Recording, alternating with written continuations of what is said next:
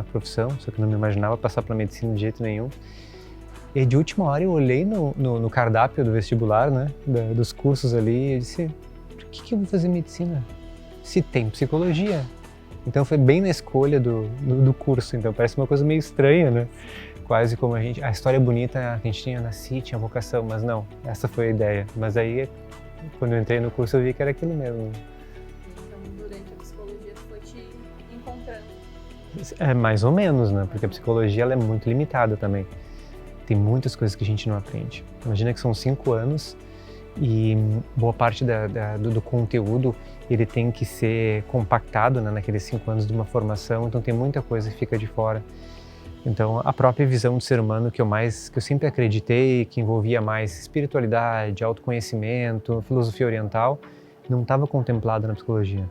Então eu tive que ir buscando depois, com cursos, com vivências, com viagens, com mergulhos e imersões de autoconhecimento, e aos poucos eu fui trazendo isso para a profissão. Foi um movimento um pouquinho diferente.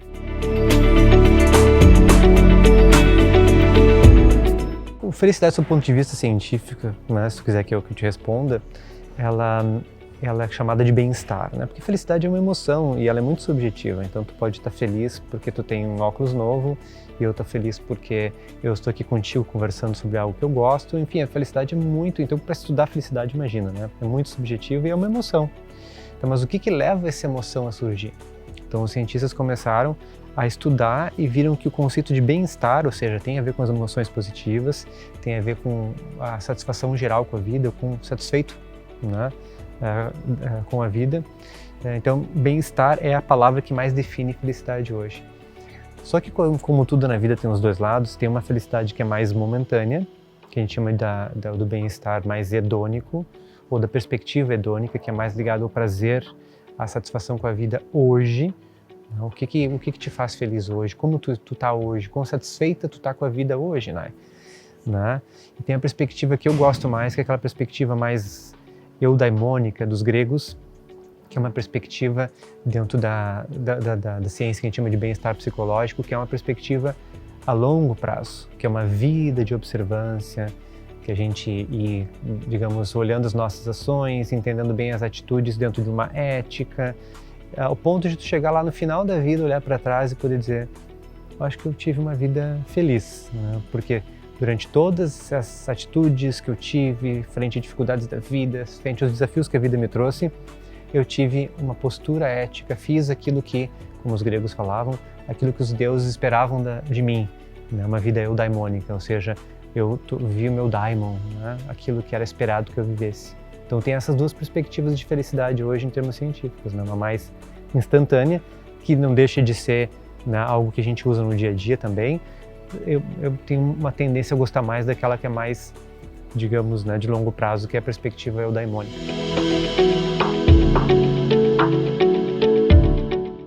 O dinheiro, como tudo, é um objeto no sentido mais psicológico do termo, né, que depende muito de como a gente olha para o objeto no sentido neutro da coisa, né?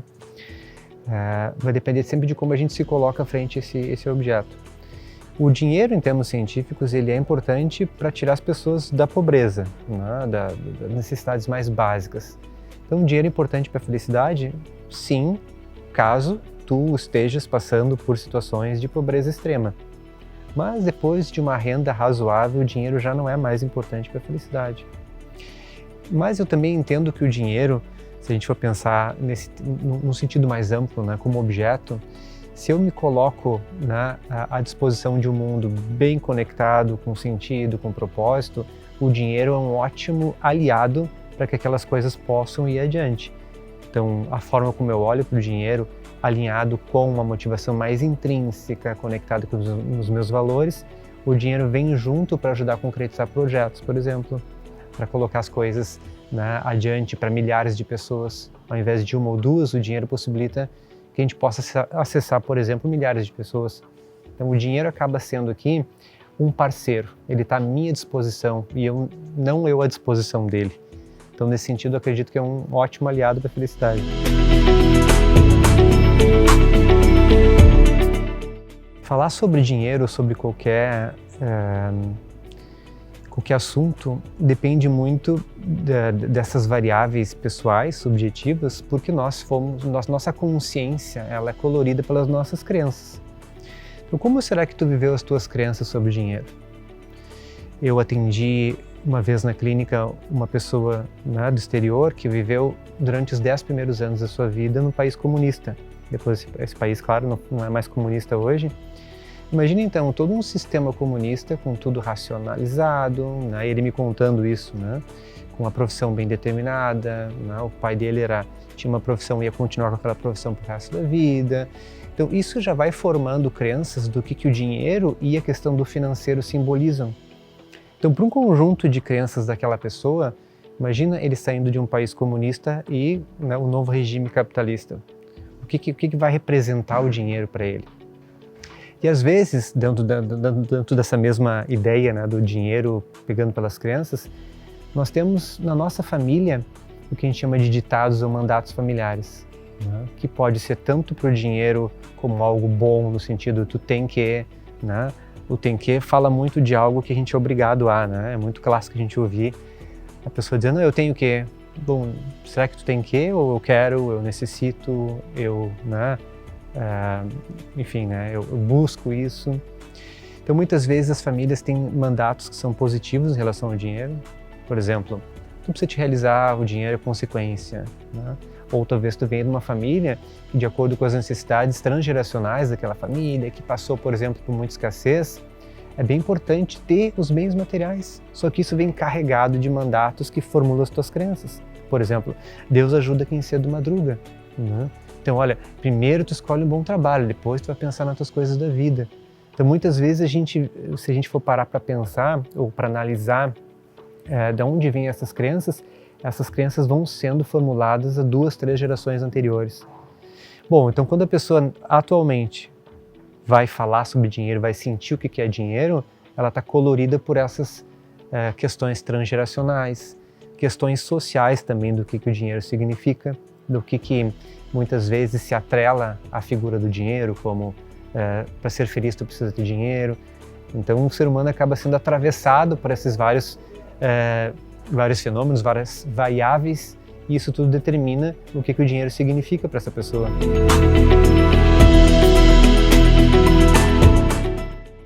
Isso é uma pergunta, assim como a busca da felicidade, que é super antiga, né? O Platão, por exemplo, ele já trazia muita ideia de uma vida equilibrada, né? Que é sem exageros. Na própria psicologia positiva a gente enxerga isso também. Na filosofia oriental, com o próprio budismo clássico, né? O caminho do meio, né? O equilíbrio, para a gente ter o equilíbrio, a gente tem que ter uma vida atenta em observância. A gente vai percebendo que quando a gente está em um extremo ou outro, vai ter um sofrimento muito maior, né? O sofrimento muitas vezes ele não vem imediatamente, porque se eu escolho, por exemplo, comer um chocolate ou comer 1 quilo de chocolate, naquele dia vai estar muito bom, né? Não estou vendo nenhum problema ali, mas talvez vai dar uma dor de barriga, vai ter alguma coisa onde aquele quilo de chocolate passa a não ser tão interessante, né? Ou com o tempo eu vou engordar, vou aumentar minha glicose, ou vai ter alguma coisa. Então, aquele outro lado da polaridade está lá a todo momento. Então, a vida equilibrada é poder olhar para esses exageros, para esses convites que a vida nos faz, onde eu estou levando ao extremo, e poder entender que eles não são tão legais assim, né? Pode ter momentos que a gente vai fazer isso, e a gente testa isso durante principalmente a adolescência, a gente chega a esses extremos, para que na vida adulta a gente possa ter mais tranquilidade, já conhecendo alguns extremos e dizendo, olha, passei por isso e vi que não é tão saudável assim, então eu vou fazer as minhas escolhas dentro de um equilíbrio, né? Então, nesse sentido, o equilíbrio seria mais saudável.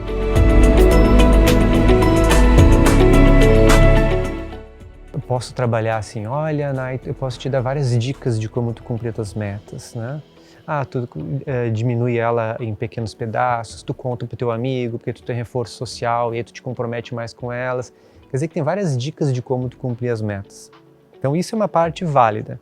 Só que eu acho que tem uma pergunta anterior aí, né? O que está por trás dessas metas? Como é que foram as tuas escolhas para tu estabelecer essas metas? As motivações foram intrínsecas, baseadas no que é importante para ti, nos teus valores, ou foram motivações extrínsecas, que tem a ver com o papel social, com os benefícios que tu vai ter, né, socialmente, que ganhos, né, tu pode perceber socialmente com aquela atividade, quando tu cumprir. Então talvez a pergunta seja anterior, e essas metas estão conectadas com o quê? Com o propósito de vida, com o plano a médio e longo prazo, que está realmente alinhada com aquilo que tu quer ser, com para que estou fazendo isso. Então, uma vez que tem esse alinhamento, as metas elas tendem a ser mais tranquilas de serem realizadas, porque há um sentido maior por trás daquelas metas. Então, muitas vezes a gente quer cumprir a meta, mas não faz o tema de casa de voltar um pouquinho para trás e entender, bom, em função de quê ou para que estou fazendo isso, qual é o sentido dessa meta, como é que ela se alinha ou não num propósito maior de vida, no meu o sentido da minha existência, no legado que eu quero deixar e coisas do tipo, né?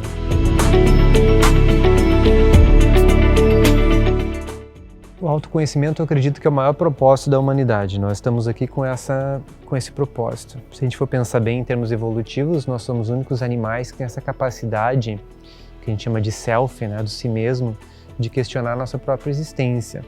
Quem somos, para onde vamos, em função de quê ou para que estou aqui. Bom, se a gente tem só isso em termos de evolutivos, essa capacidade que ela é fisiológica de nos questionarmos, aqui a gente tem um bom motivo já para dizer que o autoconhecimento é importante. Porque a gente, né, foi, não sei se brindado, né, ou essa capacidade veio evoluindo, a gente olha, hoje a gente consegue se colocar em perspectiva. Eu consigo entender que a minha ação, ela tem uma reação, e eu consigo observar isso, né, ao longo do tempo. Logo, eu consigo perceber que é importante eu entender como é que são as minhas escolhas. Se a gente for pegar por aquele outro ponto de vista de que o mundo ele é colorido pelas nossas crenças, não existe nunca uma realidade só externa. Existem múltiplas realidades. A realidade é sempre um conjunto dessas crenças, desses coloridos que nos forjaram, né? Desses coloridos que foram colocados ali no nosso Canva, na nossa tela, que tem a ver com a transgeracionalidade, tem a ver com a cultura né, no qual a gente está inserido, com esses vários atravessamentos. Então, a forma como eu vejo o mundo ela é completamente enviesada pela minha história e as minhas crenças pessoais. Bom, se eu vejo o mundo através das minhas crenças, é fundamental ou essencial que a gente possa olhar, aí com a questão do autoconhecimento, o que são essas crenças, o que está acontecendo, porque o que acontece no mundo ou lá fora é também um reflexo de como eu vejo o mundo. Então, nesse sentido, não existe uma separação entre o mundo e a própria pessoa. Existe uma instância que para e se permite olhar para o mundo através de si mesmo.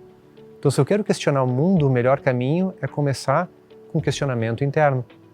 Porque é isso que realmente vai mudar o colorido do mundo, que são as minhas crenças. Entender, por exemplo, a gente falava de transgeracionalidade, né? Que acaba ficando algo interessante para a gente aqui, né? A transgeracionalidade, a gente acaba repetindo padrões. Então, com o autoconhecimento, tu consegue perceber que esses padrões estão ali acontecendo, que esses padrões foram importantes em algum momento da vida, te ajudaram a sobreviver, te ajudaram a conquistar algumas questões interessantes na tua vida, só que hoje, nesse momento, talvez uma pessoa bem diferente, porque a gente está sempre mudando e acho que o autoconhecimento é infinito nesse sentido, aquilo que me fez não é mais interessante. Só que eu preciso me dar conta desse padrão e que hoje é limitado, que hoje ele precisa ser revisto para eu colocar não só a minha energia na sobrevivência, mas no crescimento pessoal, na valorização. Que a minha energia não seja colocada somente em reproduzir o status quo, o que foi me dado, colocado, mas que eu possa ter uma energia prospectiva, possa deixar um legado, possa ser um ser político que realmente vá propor alguma transformação social, por exemplo. Então, para fazer tudo isso, eu preciso entender como é que estão as minhas escolhas, o quanto, bom, isso fazia sentido para mim até certo ponto, mas agora não faz mais. Tal situação me evoca tal emoção e eu não gosto do jeito que eu reajo a essa emoção, então eu preciso trabalhar essas emoções em mim. Eu preciso, talvez, ficar mais dentro do que fora. Então, são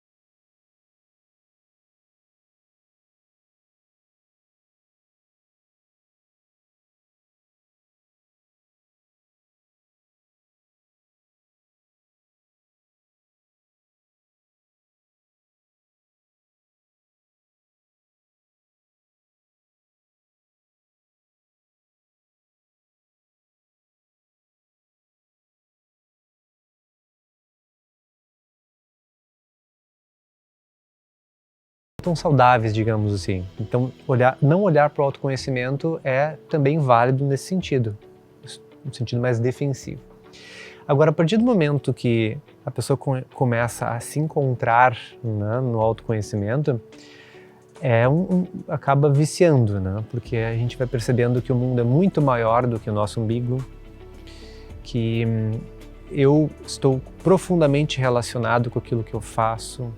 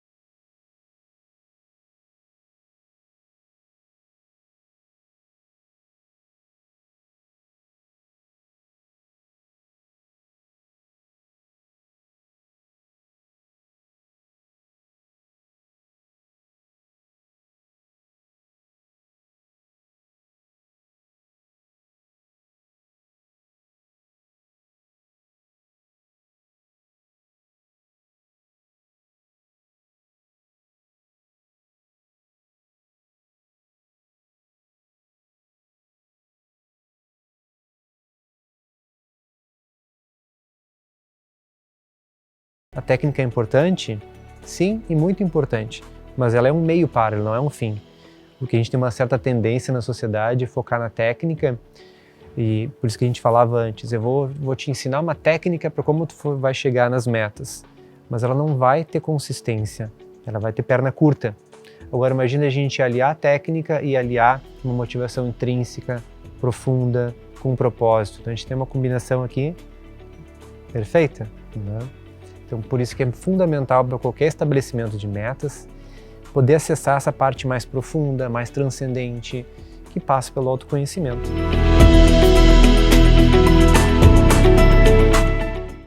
É simplesmente, eu vinha falando que a questão evolutiva nos trouxe a capacidade de self, né, de si mesmo, da reflexão, de poder olhar para si, de poder nos colocar em perspectiva, por exemplo, será que eu estou sendo o Leonardo que eu gostaria de ser? Então hoje aos 44 anos, o quanto está faltando ainda para eu ser aquela pessoa que eu imaginei que eu estaria nesse período de vida? Ou quanto tempo tenho para ainda aprimorar algumas coisas, ou diante das mais diversas situações que se colocam no mundo hoje, será que eu sou um agente transformador da realidade ou sou um reprodutor da realidade? São questionamentos muito importantes. Então, assim como a gente tem essa capacidade, inclusive fisiológica, mental, desse questionamento, eu acredito que é fundamental, de novo, essencial, que a gente possa se conectar com esse sentido.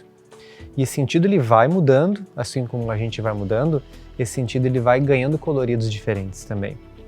Porque cada vez mais que a gente se vê agente do mundo, como um ser político, digamos assim, a gente vai entendendo esse sentido, vai entendendo que, olha, isso está a serviço de algo maior, que eu sou, digamos, né, um meio e não um fim, e isso, obviamente, através do autoconhecimento e com os encontros que a gente vai fazendo na vida, vai se modificando.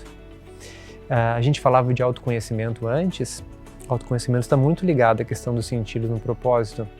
Se a gente for pensar bem, é importante a gente entender como é que eu fui construído, né, minhas crenças, meu passado, minha transgeracionalidade, minhas relações familiares. Muito importante fazer isso.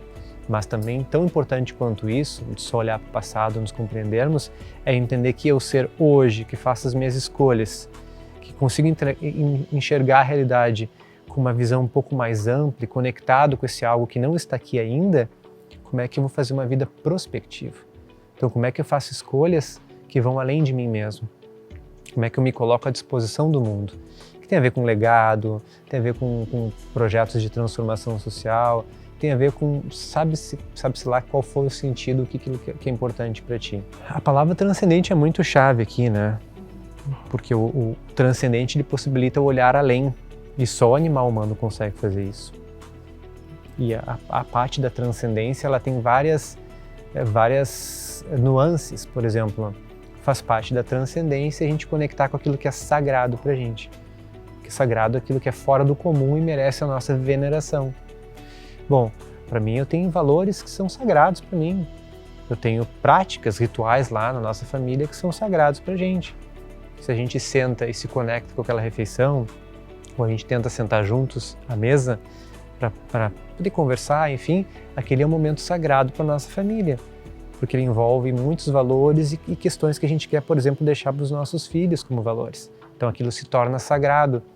Então não é só uma refeição, é o que tem junto ou que vai além da refeição. Então quando a gente se conecta com esse aspecto transcendente, ele é tão importante que as nossas ações elas vão estar sempre coloridas com um significado maior. Né? Então eu posso estar aqui conversando contigo e entendendo que essa aqui é uma oportunidade para, não sei, ajudar algumas pessoas a entenderem alguma coisa que a gente pode estar conversando aqui. Então não é só uma conversa, não é só uma entrevista, não é só um encontro. Cada encontro tem uma possibilidade que vai além do próprio encontro.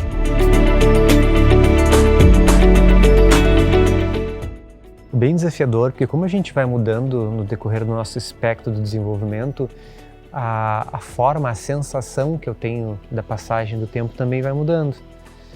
Então a gente acaba tendo talvez uma noção de que o tempo já passou ou que o tempo está mais escasso com o tempo.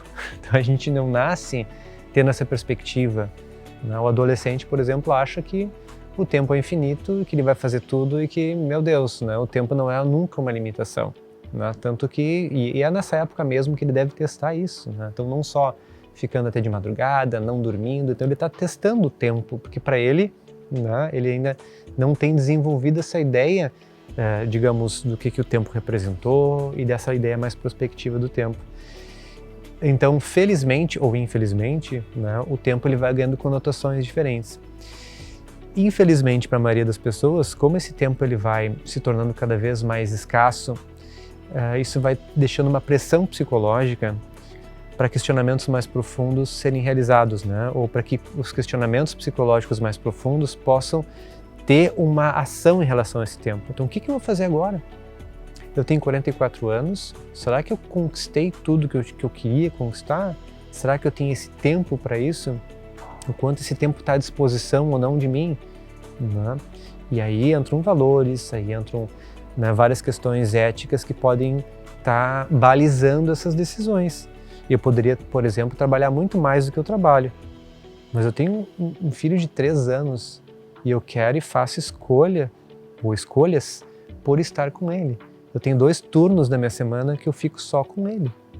Porque eu acredito que essas referências do pai estar junto, de estar realmente ali com ele, de olhando no olho, isso aí são referências que ele vai levar a vida inteira, ou para toda a vida. Então, será que aquele tempo, que é um tempo curto, ele realmente não representa um tempo de uma vida em relação às referências que eu vou deixar para ele? Então, o que eu estou escolhendo aqui que é simbolizado ou balizado pelo tempo? Eu estou escolhendo um tempo que poderia me dar mais dinheiro, por exemplo, poderia trabalhar mais. 2 turnos de trabalho ia ser um bom incremento na minha renda. Mas será que esses 2 turnos que eu escolho ficar com meu filho não me rendem mais em termos de ter um filho que eu sei que vai ter uma boa estrutura psicológica, em termos de personalidade, que vai sentir o amor do pai, a presença em vários momentos da sua vida, porque essas referências ele vai levar através do tempo.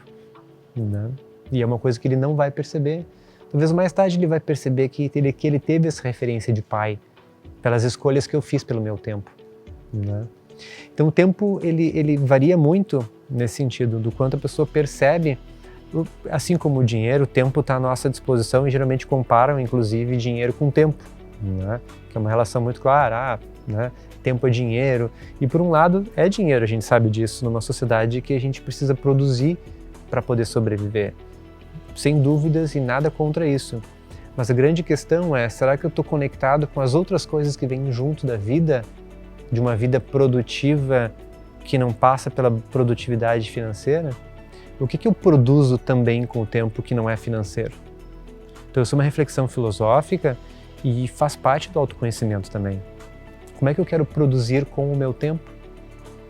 E, né, talvez boa parte do teu tempo possa ser produzindo, gerando renda para poder viver confortavelmente e até para poder dar condições para a família. Mas, de novo, quando a gente polariza e coloca o tempo só em função disso, a gente deixa na sombra um aspecto qualitativo que é muito importante. Que é como é que eu deixei, ou por que será que eu deixei de produzir, né, referências, de ajudar a passar valores, a investir, por exemplo, no meu próprio conhecimento. Eu posso só estar trabalhando, mas eu também estou lá fazendo terapia, eu estou consultando um profissional que vai me ajudar a me entender, estou, através daquilo que eu faço também, conectado com outra produção, porque a gente pode unir os dois, que seria melhor, talvez, dos cenários, né? Eu estou produzindo renda, né? Estou produzindo aquilo que o tempo é dinheiro, mas também estou muito focado numa produção que não é só financeira, que é uma produção de referências, de valores, né? Então, o tempo passa, literalmente, né? Mas passa muito por aí, né? Para o significado que a gente consegue entender, que tem a ver com várias coisas, com a perspectiva de vida, etc., com essa noção de produtividade.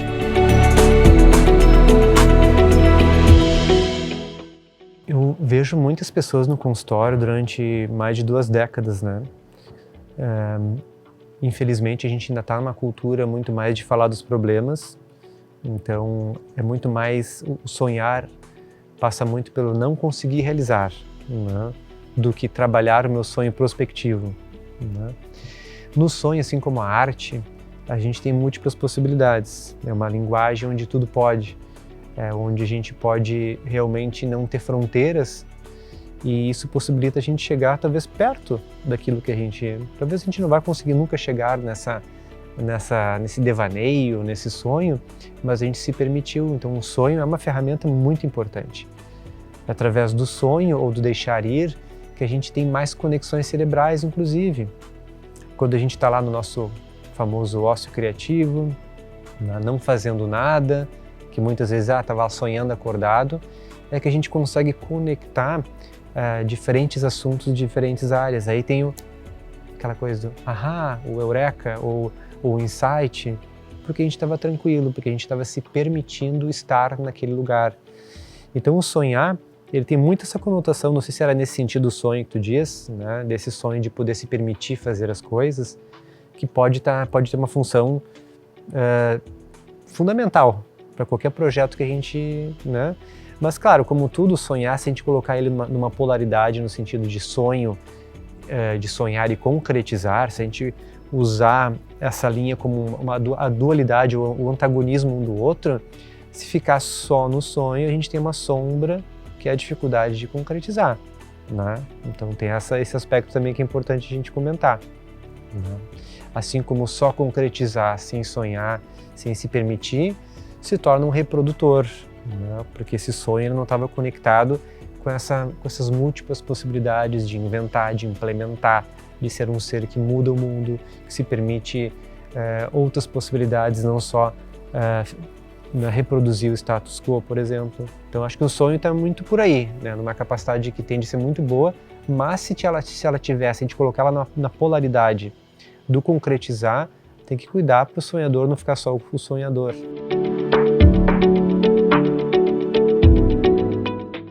Dentro dessa teoria do PERMA-V, do Martin Seligman, ele é um acrônimo, né? PERMA-V, cada letra significa, né? O P vem de emoções positivas, o E vem de engajamento, o R vem de relacionamentos positivos, o M vem de sentido, né? E o A vem de realizações, né? E o V vem de vitalidade, tá? Imagina que a gente pode ter super realizado, super bem relacionado, mas não tem condições físicas de aproveitar aquilo. Então a vitalidade também é importante nesse sentido.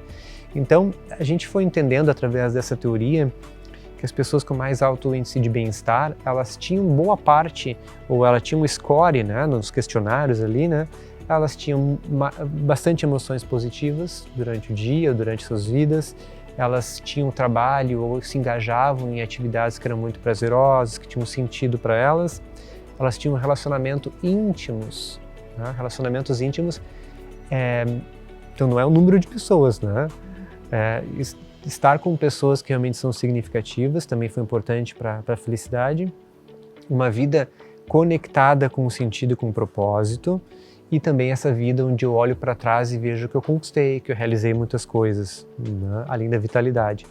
Então, para a pessoa, digamos, ser feliz, colocando isso em termos mais leigos, olha só como é importante a gente olhar para esses vários aspectos da vida, né? Então, essa teoria fala desses 6 aspectos aí que a gente comentou agora.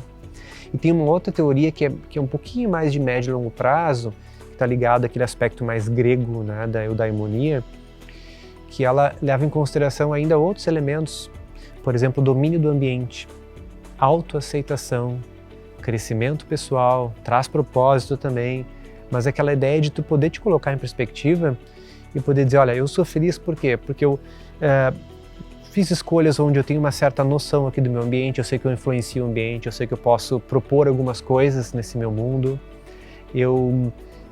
A aceitação é muito interessante aqui, porque tem a ver com autoconhecimento, né? Eu fui trabalhando várias noções de quem eu sou e fui aceitando, né? Eu, como sou uma pessoa mais feliz dentro dessa teoria, eu fui percebendo que seja onde eu estiver na vida, qualquer mudança passa pela minha aceitação. Então, aquilo que eu sou hoje, as pessoas mais felizes dentro desse modelo, elas aceitam quem elas são, elas não estão brigando com elas mesmas, né? Tem uma noção bem clara de propósito, para que está aqui, que legado quer deixar, né? Então a gente vê que tanto um modelo quanto o outro, existem vários aspectos aqui que tem a ver com felicidade, né? Ou para a gente ser feliz. A gente tem que olhar para várias dimensões da vida.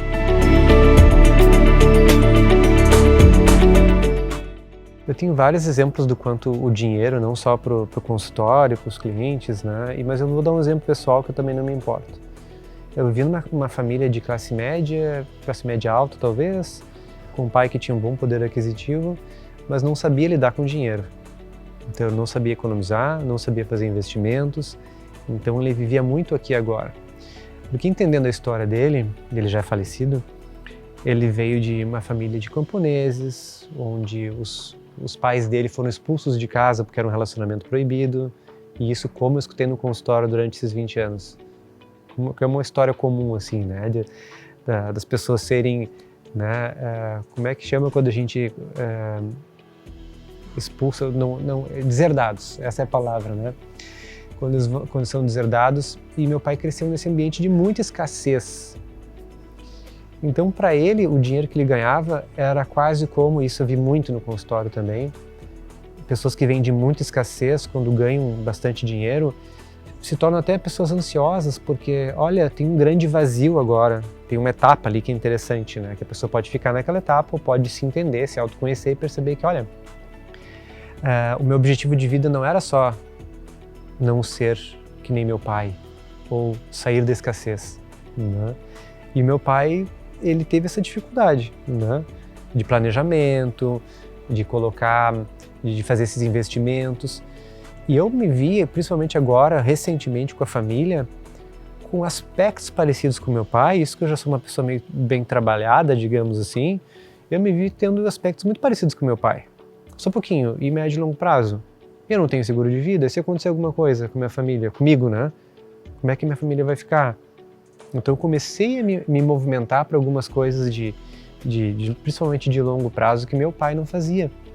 Então olha só a importância do autoconhecimento, a importância da questão da transgeracionalidade e entender que muitas vezes a gente vai reproduzir alguns padrões de uma maneira inconsciente. E isso é para qualquer um. Pessoas que já são trabalhadas, por exemplo, que nem eu, e me dei conta disso agora. Pessoas que nunca fizeram nenhum tipo de trabalho, né? Então a gente precisa estar atento em relação a isso.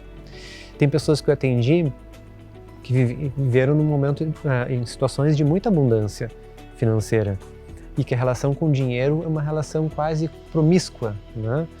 dinheiro não é nada, ou faço o que eu quiser com o dinheiro, ou o dinheiro ocupou um lugar onde as relações de troca são mais importantes do que as relações profundas, que envolvem intimidade, que envolvem empatia, né? Com a profundidade do que o outro está dizendo. Não, o dinheiro ele está na troca ali, e aquela troca é mais importante do que o ser com quem eu estou convivendo. Então, essa vida de abundância também trouxe uma dificuldade para essas pessoas de conectarem com uma outra forma de troca, que não é só troca material, troca financeira.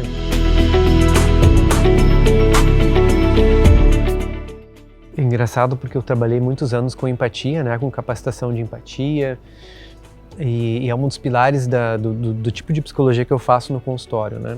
Então, a psicologia humanista, que é o que eu trabalho, ela é muito baseada na empatia, e ela não é nada fácil.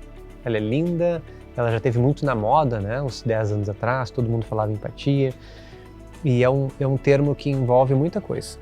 Porque para a gente ser empático, a gente tem que estar muito à disposição do outro. Só que para estar à disposição do outro, tem que estar muito tranquilo para estar à disposição do outro. Porque o outro vai me trazer coisas que vão mexer comigo. Então, quando a gente está, por exemplo, ouvindo uma pessoa que tem uma história semelhante à nossa, a gente está em silêncio, mas tem vários gritos lá internamente. Que estão lá, como assim? Ou, tu vai fazer isso? Como é que tu vai conseguir ser realmente empática se tu não te trabalhar? Para saber que aquilo é teu e não do teu cliente. Porque daqui a pouco, aquela fala do cliente é tão perturbadora que tu começa a dar ou um conselho, ou dizer... porque aquilo está tão te perturbando internamente, porque aquele grito está tão alto que tu não vai conseguir acompanhar ele na jornada. Tu vai dar ou uma dica, ou vai dizer, tá, então é isso, ou tu vai cortar. Então cadê a empatia aí, se tu não te trabalhar? Então, falar empatia é muito fácil, mas a verdadeira empatia envolve muito aquele que está fazendo empatia estar preparado para realmente estar à disposição do outro. Tem esse aspecto aí, né?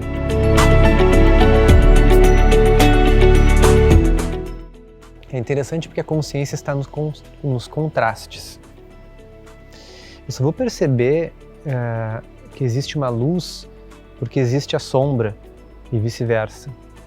Quando aquela história do Buda, né, que foi criado ali no castelo, né, com o pai não querendo que ele saísse, quando ele saiu e viu a pobreza, o sofrimento, a morte, ele se tornou consciente, que ele percebeu que a vida que ele tinha não era toda a realidade. Então ele só foi se dar conta através desse choque, né? Então a consciência são essas duas possibilidades de que, olha, existe um contraste aqui entre uma e outra, e nesse sentido eu vejo que existe, né, essa diferença. Então isso é estar consciente. Tá? Claro que a gente pode pensar esse nível cerebral, mas acho que não vem ao caso aqui porque a gente precisa mais do nível comportamental. Né? Para essa consciência acontecer no sentido de dar-se conta, tem alguns aceleradores do processo, que muitas vezes são por dor, sofrimento ou morte, como dizia o próprio Viktor Frankl lá da logoterapia. Né? Então parece que aquilo te dá uma chacoalhada e tu é obrigado a ressignificar a tua existência. Na verdade, isso é uma ideia de um filósofo anterior chamado Karl Jaspers, né? Que ele dizia que a gente chegava em um momento das situações limite. Então eu chego lá, o meu pai que morreu de câncer, por exemplo, eu podia dizer, meu pai morreu de câncer no pâncreas. É um câncer horrível, né? As pessoas duram no máximo 6 meses e a gente tem toda quase uma personalidade de cada câncer, né? Só que a questão, será que é essa? Ou a questão é, tá, o que eu vou fazer nesses 6 meses de vida que o meu pai tem? Como é que eu me coloco frente a essa situação limite? Porque não é só as escolhas que eu faço como eu explico, é a minha existência que está em xeque ali. Então, nesse momento, talvez eu me torne consciente do filho que eu não fui, ou das coisas que eu preciso acertar com ele, e realmente conseguir acertar, né? Nesses 6 meses que eu ajudei a cuidar dele, a gente conversou sobre várias coisas lá do passado. Então, parece que muitas vezes precisa acontecer alguma situação desse contraste para a gente se dar conta, para a gente ficar consciente. E no mundo que a gente vive, como a gente polariza e não dá bola para o outro lado, né? Aquele mundo onde a gente deixa a sombra lá, então as pessoas, por exemplo, que podem ter muito dinheiro, elas estão acostumadas a viver uma parte só da realidade, uma parte onde elas servem elas mesmas, por exemplo. E o que fica na sombra? Servir ao mundo, servir ao outro. Então alguma coisa pode acontecer nessas pessoas, talvez seja o esvaziamento desse modelo, talvez seja uma situação de dor, sofrimento ou morte, onde elas percebam que isso tudo que eu batalhei para chegar até aqui, que envolve dinheiro, eu ainda tenho essa sensação de vazio que não está me preenchendo. Então talvez seja isso, seja quase como um limite, cheguei, digamos, esgotei esse modelo, então sou obrigado a olhar para o outro. A gente não sabe o que pode acontecer. Pode ser simplesmente um momento de contemplação, de apreciação da beleza, onde tu te conecta com a natureza e aquilo é o aspecto conscientizador de que aquele modelo polarizado, por exemplo, do dinheiro, de tu estar à disposição do dinheiro, tu percebe que não, o dinheiro pode estar à minha disposição. Aí eu consigo olhar para as pessoas que precisam e criar modelos realmente que deixem, que façam alguma transformação social. Então fica difícil dizer o que pode conscientizar essas pessoas. Mas nesse sentido, tanto a nível pessoal, digamos, de acontecer alguma coisa e eu ter que ressignificar ou fazer uma leitura diferente da realidade, como no nível mais coletivo, por exemplo, das pessoas que são muito ricas e depois se dão conta que podem ajudar as outras pessoas, teve algum momento aí que pode ter surgido algum contraste que ajudou elas a se darem conta. Então, desde experiências pessoais bem específicas, como até um esvaziamento daquele modelo. Tá? Vim, fui, cheguei, só que continuo num vazio muito grande. Continuo numa angústia onde o comprar não está mais preenchendo. E aí, o que eu faço agora? Então, geralmente há um momento de depressão, quando as pessoas se permitem deprimir, porque nem isso as pessoas se permitem hoje, onde essa depressão ela facilita a introspecção. E não é um transtorno depressivo que eu estou falando, é um humor deprimido, que é muito bom para a nossa evolução, porque ela veio dentro dessa evolução da psicologia evolutiva com uma possibilidade para tu parar e introspectar. Vai pensar em ti, vai viver esse luto, vai ressignificar essa experiência, porque isso é importante para ti. Então, se a pessoa, por exemplo, conseguir dizer sim a esses momentos mais deprimidos, ou introspectivos, ela tem mais chance de estar consciente. Então, sabe-se lá o que acontece com algumas pessoas, os milionários, é isso que acontece, ou talvez seja nesses momentos de angústia ou de vazio, que se dão conta que esse modelo está falido e eu preciso fazer uma outra coisa, e aí percebe que talvez ali servindo, colocando aquele dinheiro, ou o dinheiro como meio daí, não fim, aquilo está gerando um outro tipo de ganho, que é isso sim preenche, que é essa questão do sentido maior, de ver as coisas acontecendo e que aquilo vale muito mais do que a fortuna que ele tem no banco. Claro que isso também pode ser uma história muito romântica e de que aquilo possa ser também um objeto, não vai depender muito da intencionalidade, muitas vezes a gente não sabe a intencionalidade. A gente pode citar um bilionário, porque hoje milionário tem vários, tem um bilionário que larga tudo, faz vários projetos sociais, mas está em função de que isso, Então a gente nunca sabe.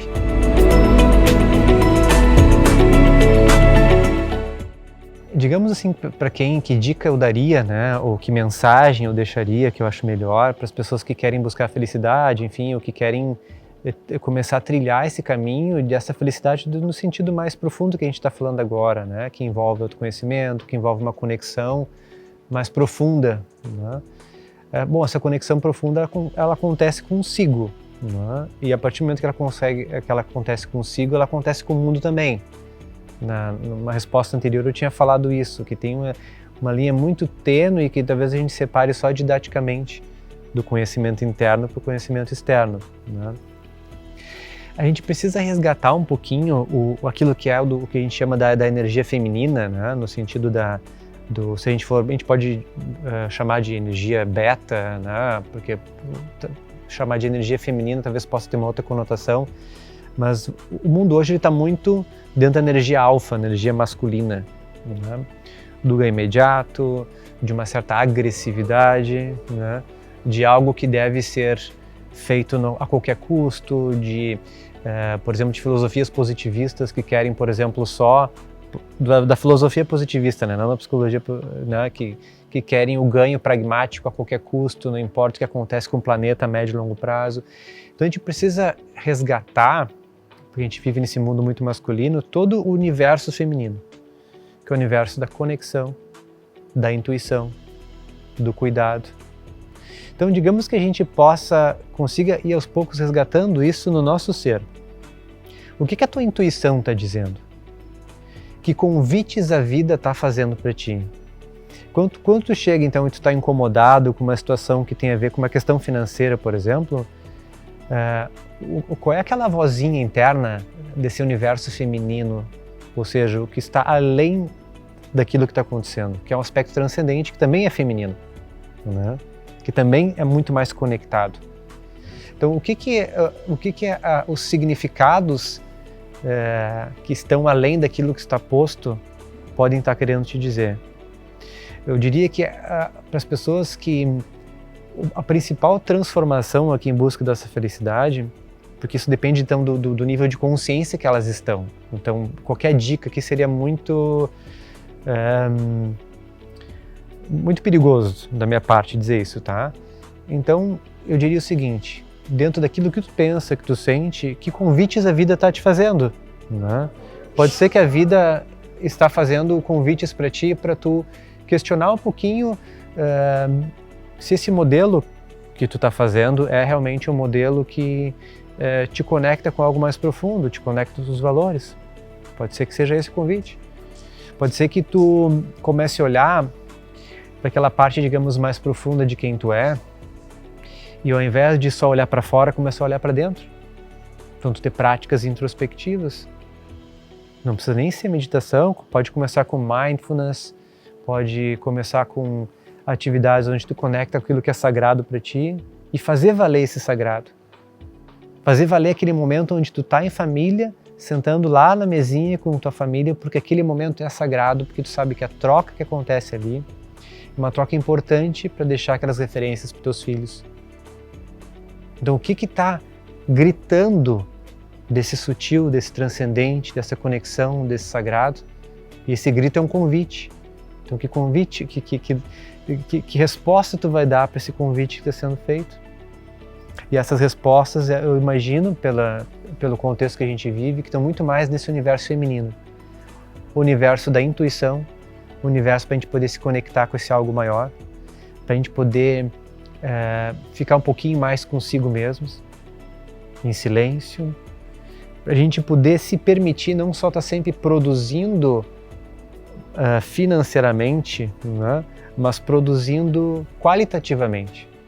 Temos valorativos. Que tipo de produção precisa acontecer em paralelo com isso também? Porque, ok, eu posso produzir até os dois e talvez eu descubra que eu posso produzir os dois juntos, mas é estar atento a essas sutilezas desse universo, digamos, dessa energia mais feminina que está faltando.